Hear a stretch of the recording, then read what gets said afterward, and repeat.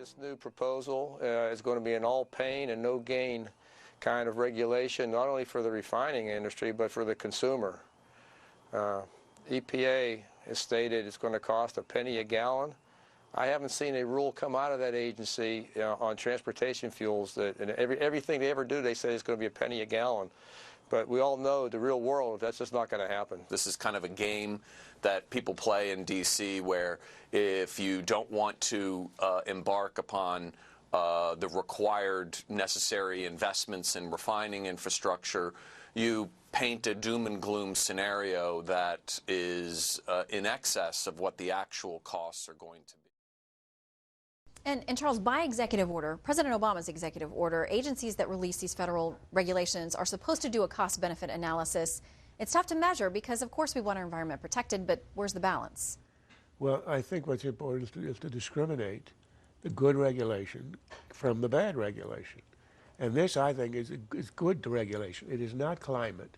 It's not reducing CO2 in the atmosphere, which A, is useless because the Indians or Chinese are pumping in 100 times what we are.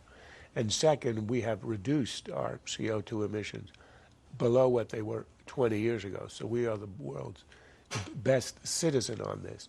But this is sulfur, and this sulfur makes it harder for a car to clear out the nitrogen oxides and the particles that create smog. EPA ought to be regulating smog. This is a good idea. And it'll cost probably a penny or more, or perhaps even a dime, but it's worth it. The problem is that these people only add regulation. What it ought to be doing is to regulate smog at some addition in cost, and then removing the stupid regulations like ethanol, which is increasing our price of gasoline. It doesn't help the climate in any way. Even Al Gore admits that. And it distorts our markets in corn production. So I would eliminate the ethanol requirements, which would lower the price, and then have smog control, which is a good idea, as compensation. But of course, that'll never happen. Well, fair and balanced, you admit some regulation is necessary, yes, but not all regulation. I don't like snorkeling in smog. As president, my top priority is to make sure we are doing everything we can to reignite the true engine of our economic growth, and that is a rising, thriving middle class. Charles, what do you make of the visit to Miami? This is the same stuff he gives us all the time.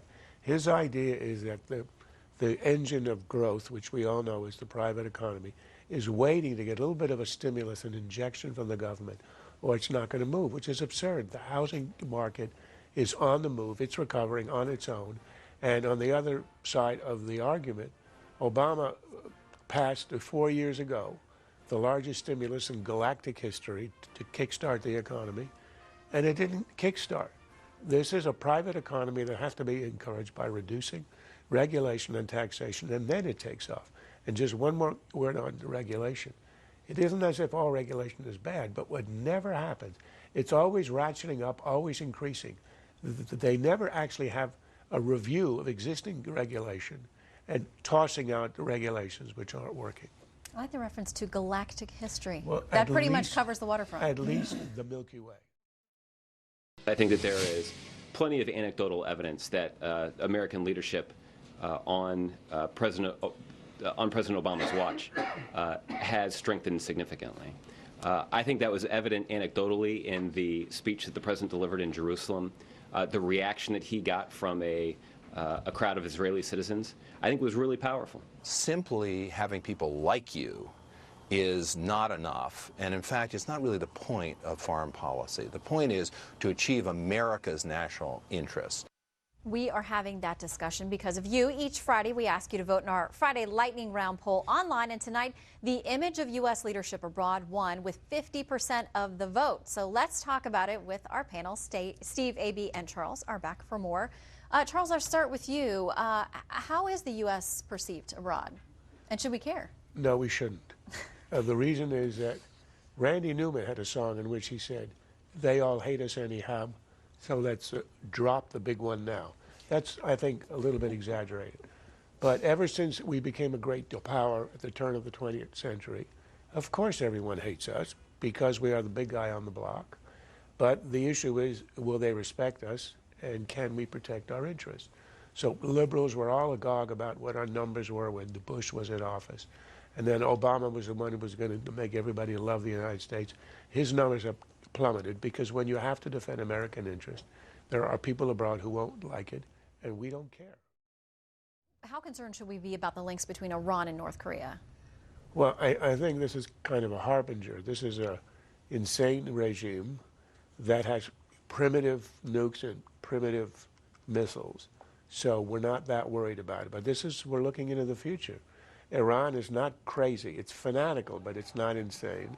And it could be genocidal. It is acquiring sophisticated missiles and presumably nuclear weapons. And that is the future. And the other thing is, you know, leaders have acted irrationally. The Nazi invasion of Russia was completely irrational, and yet it happened. So assuming the other guy's always going to happen, always going to act irrationally is a huge mistake. All right, we got to keep it speedy so we can get through all of your winners and losers for the week. Charles. Winner is the B-2. It isn't only elegant, but it scares the bejeebies out of anybody. And it's a nice idea to have it go out halfway around the world, fly around near Pyongyang and come back home. Loser is American pride. We had astronauts who went up to the space station yesterday, and they had to hitch a ride with Russia at the cost of about $60 million a seat because we do not have a way. First time since Alan Shepard have no way to get into space on our own.